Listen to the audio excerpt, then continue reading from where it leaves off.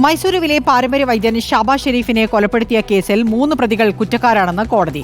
1-ാം പ്രതി ഷൈബിൻ അഷ്റഫ്, 2-ാം പ്രതി ഷിഹാബുദ്ദീൻ, 6-ാം പ്രതിയായ നിഷാദ് എന്നിവർ കുറ്റക്കാരാണെന്നാണ് കോടതി കണ്ടെത്തിയത്. 9 പേരെ വെറുതെ വിട്ടു. കുറ്റക്കാർക്കുള്ള ശിക്ഷ മറ്റന്നാൾ വിധിക്കും. അപൂർവങ്ങളിൽ അപൂർവമായ കേസുകളൊന്നാണ് മൈസൂരുവിലെ ഒറ്റമൂലി വൈദ്യനായിരുന്ന ഷാബാ ഷെരീഫിന്റെ കൊലപാതകം. മൃതദേഹമോ മൃതദേഹ അവശിഷ്ടങ്ങളോ ലഭിക്കാത്ത കേസിൽ പ്രതികൾ കുറ്റക്കാരാണെന്ന് വിധിക്കുന്നത് ഇതാദ്യം.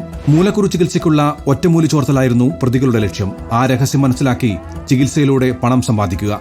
ഇതിനായി പദ്ധതി തയ്യാറാക്കിയ പ്രതികൾ 2019 ഷാബാ ഷെരീഫിനെ തട്ടിക്കൊണ്ടുവന്ന് തടവിലാക്കി.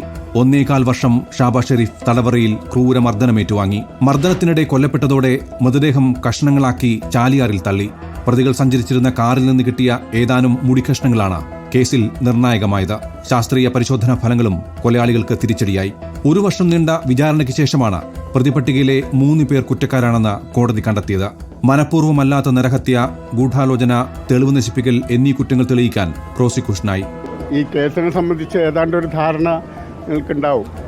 ഡെഡ് ബോഡി ഇല്ല, അതുപോലെ തന്നെ ഈ തട്ടിക്കൊണ്ടുവരിക, അതുപോലെ തന്നെ കൊലപാതകം, ഇതൊക്കെ നടന്ന് വളരെ വർഷങ്ങൾക്ക് ശേഷമാണ് ഈ കേസിൻ്റെ FIRഉം അതിൻ്റെ അന്വേഷണവും പോകുന്നത്. ഈ ഓർഗനൈസ്ഡ് ക്രൈം കൂടി വരുന്ന ഒരു കാലഘട്ടത്തിൽ ഇതുപോലെയുള്ള കേസുകളിലെ വിധി അതൊരു വലിയ സന്ദേശമാണ് ആളുകൾക്ക് കൊടുക്കുന്നത്.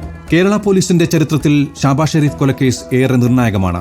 പ്രതികളിൽ ഒരാളായ ഷൈബിന്റെ മുക്കട്ടയിലെ വീട്ടിൽ വെച്ച് കൊല നടന്നെന്ന് സ്ഥിരീകരിച്ചെങ്കിലും അതിലേക്ക് നയിച്ച സാഹചര്യ തെളിവുകൾ അല്ലാതെ മറ്റൊന്നും പിടിവള്ളിയായി ഉണ്ടായിരുന്നില്ല. കൊലപാതകത്തിൽ ആരും പരാതി ഉന്നയിച്ചുമില്ല. പ്രത്യക്ഷത്തിൽ തെളിവുകളും അവശേഷിച്ചില്ല. This is a great achievement for us and ഈ ജഡ്ജ്മെന്റ് ഒരു പാഠമായിട്ട് സൂക്ഷിക്കേണ്ടി വരുന്ന ഒരു കാര്യമായിരിക്കും എന്ന് കരുതുന്നു. We need to go through it regarding whether to go for further things or not. 2022 April ഏതാനും പേർ തന്റെ വീട്ടിൽ കയറി ആക്രമിച്ചു എന്ന ഷൈബിന്റെ പരാതിയാണ് കൊലപാതകത്തിന്റെ ചുരുൾ അഴിച്ചത്. ആക്രമണ കേസിലെ 5 പ്രതികൾ സെക്രട്ടേറിയറ്റിന് മുന്നിൽ ആത്മഹത്യാ ഭീഷണി മുഴക്കി. ഇവരാണ് ഷാബാ ഷെരീഫിനെ കൊലപ്പെടുത്തിയ കാര്യം ആദ്യം ലോകത്തോട് പറയുന്നത്. തെളിവുകളെ കുറേ ഷോർട്ടേജ് ഉണ്ടായിരുന്നു, എന്നാലും നമ്മൾ മാക്സിമം എഫേർട്ട് എടുത്തു. പുറംലോകം അറിയുന്നതന്നെ ഈ തിരുവനന്തപുരത്ത് ഒരു ഇഷ്യൂ ഉണ്ടായപ്പോഴാണ് പുറംലോകം അറിയുന്നതന്നെ. അതിനുശേഷം നമ്മുടെ നല്ല ടീം പ്രോപ്പറായിട്ട് വർക്ക് ചെയ്തു. അതിൻ്റെ റിസൾട്ടാണ്. എല്ലാവരോടും നന്ദിയുണ്ട്. പഴുതടച്ച അന്വേഷണവും ശാസ്ത്രീയ പരിശോധനാ ഫലങ്ങളും കേസിൽ നിർണായകമായി. കുറ്റക്കാർക്കുള്ള ശിക്ഷാവിധി മറ്റന്നാളാണ്.